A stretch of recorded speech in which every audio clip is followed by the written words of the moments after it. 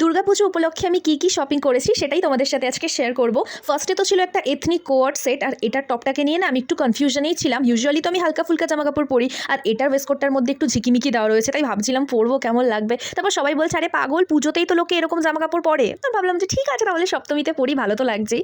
Anyway, next ছিল হচ্ছে একটা, এগুলোকে চিকেন কারি তো বলে, chicken curry 3 piece set, obviously churidar pant আর ওড়না। আর এটা হোয়াইটের মধ্যে হালকা ঝিকিমিকি ছিল, তো ভালোই লাগছিল। আর থার্ড ছিল হচ্ছে একটা ডেনিম বডিকন ড্রেস, এটা পুরোটাই অফ শোল্ডার ছিল আর পেছনে একটা স্লিট কাট ছিল।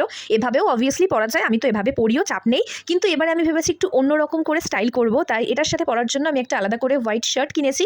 আর কীরকমভাবে কি স্টাইলিং করবো সেটা তো পুজোতে তোমরা দেখতেই পাবে। আর নেক্সট ছিল হচ্ছে একটা কোয়ার্ড সেট, আর আমি এতটা ডিপ কালার এই নিয়ে মনে হয় সেকেন্ড টাইম পরলাম, আগে একটা অরেঞ্জ পরেছিলাম, তো দেখলাম যে না ঠিক আছে, ডিপ কালার এতটাও খারাপ লাগে না আমাকে। আর নেক্সট ছিল একটা ব্ল্যাক ওয়েস্ট কোট, এটার সাথে পরার জন্য আমি একটা ব্ল্যাক ট্রাউজার নিয়েছিলাম। আর আধা শুট রিকের বাড়ি, আধা শুট আমার বাড়ির ছাদ, এভাবেই দুটো আর কি মিলিয়ে করেছি। আর আমার তো বাঁধিয়ে রাখার মতন ক্যামেরা, আর এদিকে আলোতে একটুখানি রিফ্লেক্ট করছিল, তো যাই হোক কালারটা 19-20 লাগতে পারে। তো যাই হোক, তারপর নিয়েছিলাম হচ্ছে একটা অ্যাশ কালারের ট্রাউজার, আর এই ঢিলেঢালা প্যান্টগুলো পরে বেশ আরাম আছে। তো যাই হোক, নেক্সট ছিল একটা হচ্ছে ডেনিম স্কার্ট, এটার ফ্রন্টে একটা স্লিট ছিল, তবে এটা নিয়ে আমার এক্সপেকটেশনটা একটু বেশি ছিল, বাট ততটাও ফুলফিল করতে পারিনি, এটার ফিটিংসটা আমার খুব একটা ভালো লাগেনি।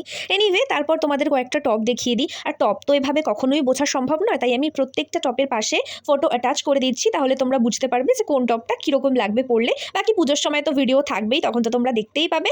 আর নেক্সট এই টপটা দিয়ে তো আমি দুটো ড্রেস পরেইছি, কারণ এটা আমার খুব ফেভারিট একটা টপ। তার সাথে তোমরা এই ট্রাউজারটাও দেখে নাও। আর নেক্সট শ্যুট আবার আমার বাড়ির ছাদে চলে গেছে, কারণ সব আমি রিকের বাড়ি ড্রেস বয়ে নিয়ে যেতে পারিনি। তো এটা ছিল একটা ক্রপ শার্ট, আর এটার সাথে স্টাইলিং করার জন্য আমি আলাদা করে একটা ডেনিম কোর্সেট নিয়েছিলাম। দুটো ইন্ডিভিজুয়ালি তো পরাই যায়, বাট আমি ভেবেছি একসাথে কিছু একটা স্টাইলিং করবো। আর নেক্সট ছিল হচ্ছে এই টপটা তোমরা আমার বার্থডে ভ্লগে দেখেছো। আর তারপর নিয়েছিলাম হচ্ছে একটা স্কাই ব্লু বুটকাট জিন্স, আমি বুটকাট ফ্যান। 32 হওয়ার পরেও এত ঢিলা আমাকে অল্টার করতে হবে। এনিওয়ে, নেক্সট এই ব্ল্যাক কালারের একটা ছিল, এটা হ্যাঁ ব্ল্যাকই তো।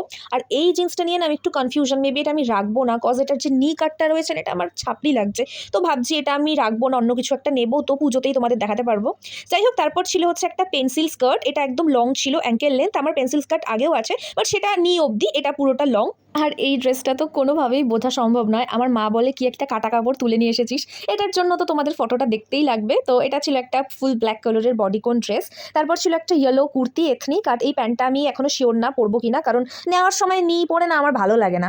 যাই হোক, তারপর ছিল হচ্ছে এই শর্ট কুর্তিটা, আমি দুটো শর্ট কুর্তি নিয়েছি, একটা তো মহালয়াতে পরেছি, আর এই একটা। আর নেক্সট আরেকটাও আমার ছিল বডিকন ড্রেস, যেটার সাইডে তো ছিল একটা স্লিট কাট, যেটা আমার বেশ ভালো লাগে। আর এই টপটা আমি 2022 সালে নিয়েছি, সব তো ঠিক আছে, বাট এই হাতাটা না আমার প্রচণ্ড ছাপড়ি ছাপড়ি লাগছে, তাই 22 সাল থেকে আজও আমি পরতে পারিনি। আমি জানি না আমি এই বছরও পরবো কি না, পরলে আর কি। এরকম অনেকগুলো ড্রেসই আমার পরে আছে। আর লাস্টে তো ছিল এই টপটা, যেটার বোথ সাইডে ডিজাইন ছিল, তো এই